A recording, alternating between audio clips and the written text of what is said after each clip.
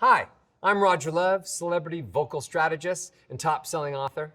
I'm working to make the world a better place, one voice at a time, starting with yours. Lack of self-confidence plagues a lot of people. How many times in the last year alone have you thought about self-confidence, self-esteem, either yours or someone else's? Now, normally, that's because we need confidence to go about our daily lives and accomplish things.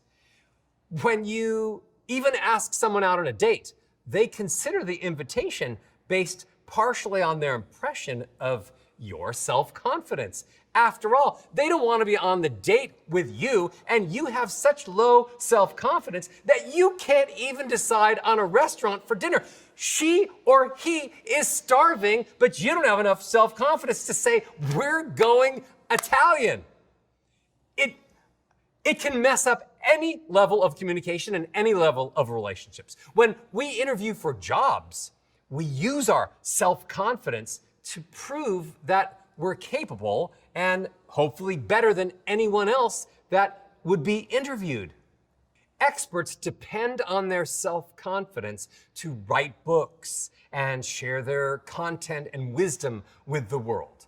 After all, lack of self-confidence is enough to fool any expert into believing that they're not good enough to even write a book or create content or ask anyone on a date or be interviewed for that job.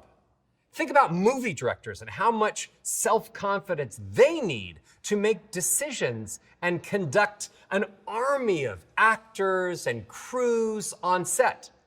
Think about investors and how often they educate themselves in what deal they might be working on, and then they make decisions based on their gut. And what's another word for gut instinct? Self-confidence. Without self-confidence, any potential decision can just seem impossible to make. So realizing just how important self-confidence is, I wanted to reveal what I believe is the lesser known side of self-confidence, what I call shared confidence. For starters, I believe the self in self-confidence is what's throwing everyone off. We spend our lives trying to build self-confidence ourselves, thinking that if we read the right books or follow the right experts, we can build our own self-confidence. But I believe that our self-confidence is generated by the way other people react to us and the way we process those reactions. That's what makes it shared confidence. Let me give you an example. I buy a new red shirt and I wear it to work. And since people basically never comment on my wardrobe, I go about my day as usual. But suddenly, almost every single person I run into says, "Roger, great shirt." And after this happens multiple times, I just can't help but think that that shirt is the best investment in a garment that I have ever made. And subconsciously, we take comments like this, even if it's just about our choice of a shirt, and immediately combine them with our own comments like, "They really like the shirt. I must have good taste in shirts." Or maybe this shirt looks good on me. Maybe it's my body. Maybe my body and the shirt and everything about me is pretty darn good today. So I started with the shirt feedback, and then I added my own comments to conclude that I'm looking good. I took whatever positive input they gave me and turned it into even more positive. I now have the confidence that this shirt and my body are a winning combination, and then I turn that into confidence, self-confidence, fueled by other people's reactions to just that simple red shirt and how I processed what they said positively to me. I'm using this example to illustrate how our self-confidence can be generated by the way that other people react to us and the way that we process those reactions. As I said, this is simply gaining control over how our own power, influence, and abilities, using that strength to create more open and honest communications. If someone reacts to us positively and we turn that into self-confidence, we've made the most of the situation. There's no negative in that.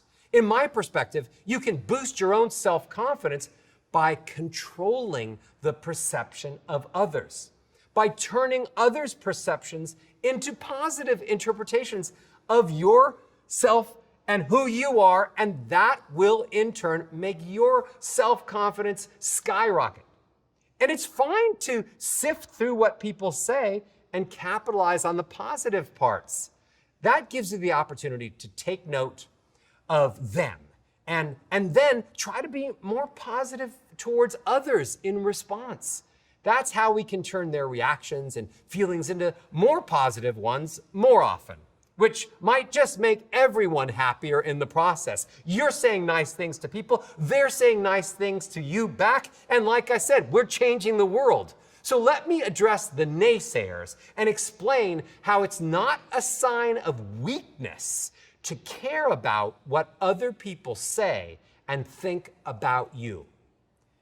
There are instances when we present the best of ourselves to others and they still react negatively. However, I believe that if you keep showcasing your positivity, the negative or mean people can eventually be turned around and find a happier side of themselves.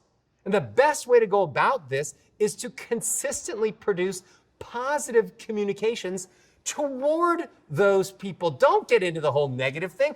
If they react negatively to you, you keep giving them positive, it will turn them around. There's only so much positive they can take before they change their attitude.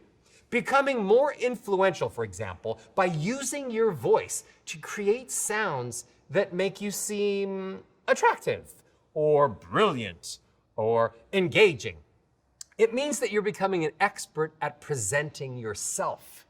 You can then devour the positive energy from others' responses and turn it effortlessly into your own self-confidence and personal power.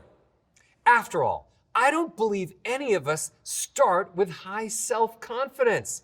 Instead, we watch other people exude those characteristics, we imitate them, attempt to justify acting and feeling that way, and then we try to find a way to adopt and adapt those characteristics for our own positive purpose. Let me give you a head start in your journey to becoming a better influencer right now. Here's how. Bring more ascending melodies into your speech patterns today.